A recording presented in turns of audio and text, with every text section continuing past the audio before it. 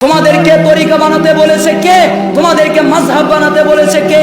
তোমাদেরকে ভাগ হতে বলেছে কে? আরে ইসলাম এমন একটা ধর্ম যেখানে ভাগ হওয়া যায় না, যেখানে ত্যাগ করা যায় না। তাহলে তোমরা ত্যাগ করলে কেন? জবাব চাই।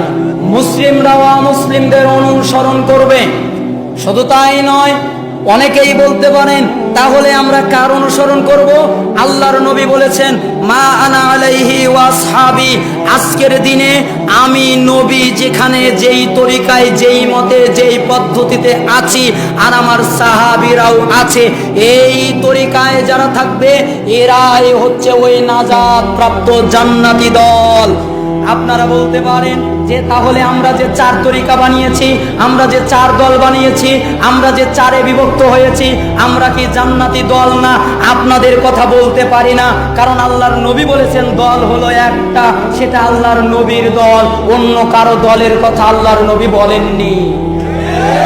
যদি আপনারা বলেন যে তাহলে আমরা যে বানিয়েছি এটা কি ভুল হয়েছে, আমি বলবো না, ভুল হয় নাই। আপনারা যে বানাবেন এটা আল্লাহর নবী জানতেন, এই জন্যই তো হাদিসও পাওয়া যায়। কোরআনে একটা আয়াত দেখবেন, সূরা আনআম 153 নম্বর আয়াত, আল্লাহ বলেছেন, ওয়া আন্না হাযা সিরাতিম মুস্তাকিমা ফাত্তাবিউহু ওয়া লা তাত্তাবিউস সুবুল ফাতাফাররাকা বিকুম আন সাবিলিহি। আল্লাহ তাআলা বলছেন, ওয়া আন্না হাযা সিরাতিম মুস্তাকিমা, এই যে দেখো সহজ সরল রাস্তা, এটা হলো আমার রাস্তা। ফাত্তাবিউহু, অতএব এটাকেই তোমরা আঁকড়ে ধরো, এই রাস্তারই অনুসরণ করো। ওয়া লা তাত্তাবিউস সুবুল, এই রাস্তা ছাড়া যত রাস্তা আছে একটাও তোমরা যেও না। ফাতাফাররাকা বিকুম আন সাবিলিহি, যদি তোমরা এই একটা রাস্তার পরিবর্তে অন্য কোন রাস্তায় যাও তাহলে আমার রাস্তা থেকে, আল্লাহর রাস্তা থেকে তোমরা ছিটকে পড়ে যাবে। সূরা আনআম আয়াত 153।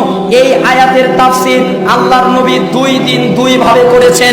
একদিন করেছেন যেটি আপনারা দেখবেন মিশকাতুল মাসাবি কিতাবুস সুন্নাহ অধ্যায়, আল্লাহর নবী সাল্লাল্লাহু আলাইহি সাল্লাম এই আয়াতের তাফসীর করতে গিয়ে তিনি বলছেন, একদিন একটা রেখা টানলেন, এইভাবে একটা রেখা টানার পরে ডানে দিলেন অনেকগুলা, বামে দিলেন অনেকগুলা। রেখা টানার পরে আল্লাহর নবী সাল্লাল্লাহু আলাইহি সাল্লাম বললেন, এই যে সোজা সরল একটা রাস্তা দেখছো, এটা হলো সাবিলিল্লাহ, আল্লাহর রাস্তা।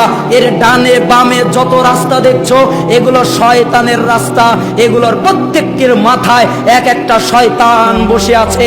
যদি তোমরা এই সোজা রাস্তা ছেড়ে এর কোনো রাস্তায় যাও তাহলে তোমরা শয়তানের রাস্তায় যাবে, তোমরা সাবিল থেকে দূরে সরে যাবে। এই হাদিস প্রমাণ করে রাস্তা অনেক হবে, আল্লাহর নবীর রাস্তা জান্নাতি একটা হবে।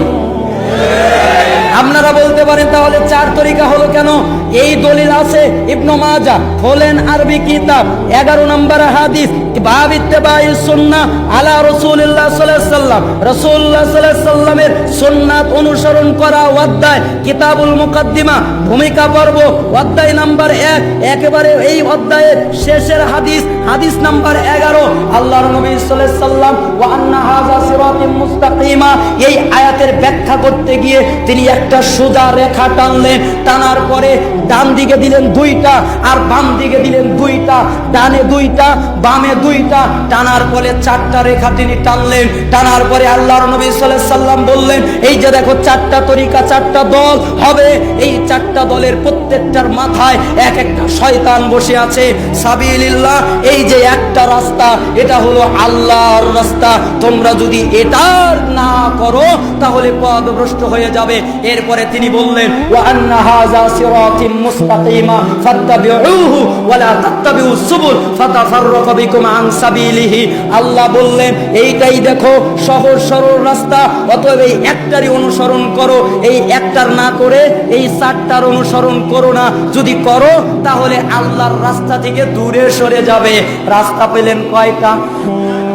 আমি তো বলেই দিয়েছি, আপনাদের তো আরবি কিতাব থাকার কথা। ইবনে মাজাহ দেখেন তো, কে বাব ইত্তিবাই সুন্নাতি রাসূলিল্লাহ অধ্যায়ের শেষের হাদিস, আর যাদের মোবাইল আছে দেখেন, মোবাইলের যাদের আছে দেখেন, যাদের বাংলা হাদিস ব্যবহার করেন, হাদিস নাম্বার 11 দেখেন আল্লাহর নবী 4টা রাস্তার কথাই বলেছেন। তাহলে আপনি বলতে পারেন 4টা রাস্তা কেমনে হলো? আমি বলতে পারি না কেমনে হয়ে গেল। রাস্তাগুলোর নাম বলি, হানাফি, শাফি, মালিকি, হাম্বলি। 4টা 5টা হয় নাই। চিশতি, কাদরি, নকশবন্দি, মুজাদ্দিদি 4টা 5টা হয় নাই। শরিয়ত, মারিফত, তরিকত, হাকিকত 4টা 5টা হয় নাই। এগুলো হলো কেন? এর জবাব কে দেবে? তোমাদেরকে তরিকা বানাতে বলেছে কেন? তোমাদেরকে তরিকা বানাতে বলেছে কে? তোমাদেরকে মাযহাব বানাতে বলেছে কে? তোমাদেরকে ভাগ হতে বলেছে কে? আরে ইসলাম এমন একটা ধর্ম যেখানে ভাগ হওয়া যায় না, যেখানে ভাগ হওয়া যায় না, যেখানে ভাগ হওয়া যায় না, যেখানে ত্যাগ করা যায় না। তাহলে তোমরা ত্যাগ করলে কেন? জবাব চাই আমাদের কাছে। আমরা নিজেরা জবাব খুঁজে পাই নাই, এই জন্য আমরা খুবই দুঃখিত আছি, আমরা ব্যথিত আছি, আমরা মনটা আমাদের কেড়ে নিয়ে গেছে এই কথাগুলো যখন পড়েছি।